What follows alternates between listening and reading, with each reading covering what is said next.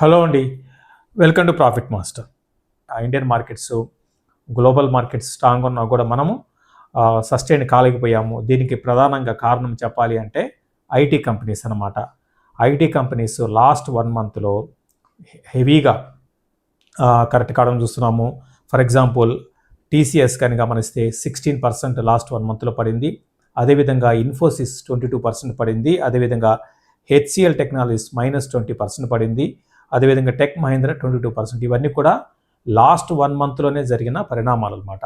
So ఎందుకు చెప్తున్నా అంటే ఇవి వెయిటేజ్ ఇవన్నీ కూడా చెప్పినవన్నీ కూడా నిఫ్టీ స్టాక్స్ అనమాట.